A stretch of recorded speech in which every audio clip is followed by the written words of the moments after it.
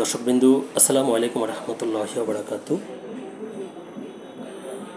দৈনিক যুগান্তর পত্রিকায় একটি প্রতিবেদন প্রকাশিত হয়েছে, যার শিরোনাম হচ্ছে বারবার আমাদের রিমান্ডে নিচ্ছেন কেন, প্রশ্ন শাহজাহানের।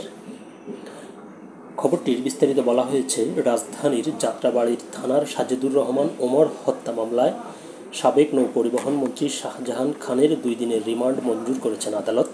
আর এই শুনানির পর বারবার কেন তাদের রিমান্ডে নেওয়া হচ্ছে সেই প্রশ্ন তুলেছেন শাহজাহান খান। 23 জুন 5 দিনের রিমান্ড আবেদনের উপর শুনানি শেষে এই আদেশ দেন ঢাকার metropolitan magistrate Mahbub Alam. Remand শুনানিকালে কথা বলেন শাহজাহান খান। তিনি পাবলিক প্রসিকিউটর ওমর ফারুকীকে উদ্দেশ্য করে বলেন, বিজ্ঞ পিপি সাহেব, উনি বিএনপির বড় নেতা, ভুতুড়ে মামলায় বারবার আমাদের রিমান্ডে নিচ্ছেন কেন? উত্তরে পিপি ওমর ফারুকী বলেন, বৈষম্য বিরোধী আন্দোলন চলাকালে তারা গণভবনে বসে নীতি নির্ধারণী বৈঠক করেছেন। তিনি আওয়ামী লীগের প্রেসিডিয়াম সদস্য, তারা সাধারণ আসামি নয়। তারা মিডিয়ায় এসে স্বীকার করেছেন আন্দোলনকারীদের ছাড় দেওয়া হবে না, দমন করা হবে। তিনি আরও বলেন, আমরা তো এসব ঘটনায় কোনো মামলা করিনি, ভুক্তভোগীদের আত্মীয়রা করেছে। রিমান্ডেও তো আমরা নেই না, আমাদের শুনানি করার কাজ সেটা আমরা করি।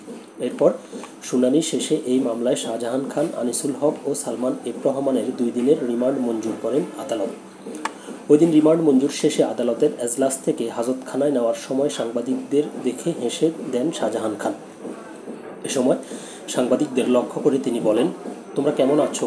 পরে এক সাংবাদিক বলেন, আমরা ভালো আছি, আপনি কেমন আছেন? উত্তরে শাহজাহান খান বলেন, আমি ভালো আছি। তারপর তিনি বলেন, এক হাতে তালি বাজে না। এই যে ওই সময় মব সৃষ্টি করে মানুষ হত্যা করলো, সেই বিচার হবে। এরপর হাজতখানায় প্রবেশ করানো হয় তাকে। মামলা সূত্রে জানা যায়, গত 21 জুলাই দুপুর 2:30টার দিকে যাত্রাবাড়ির কাজলা ফুট ওভার ব্রিজের নিচে ছাত্র জনতার সঙ্গে আন্দোলনে অংশ নেন সাজেদুর রহমান ওমর। ওই দিন বিকেলে আসামিদের ছোড়া গুলিতে আহত হয়ে হাসপাতালে ভর্তি হন ওমর। চিকিৎসাধীন অবস্থায় 24 আগস্টে মারা যান তিনি। এই ঘটনায় 3 জানুয়ারি যাত্রাবাড়ি থানায় সৈয়দ তানভীর আহমেদ ক্ষমতাচ্যুত প্রধানমন্ত্রী শেখ হাসিনা সহ 81 জনকে আসামি করে মামলা দায়ের করেন। তো খবরটি পর্যন্তই ছিল। আল্লাহ হাফেজ।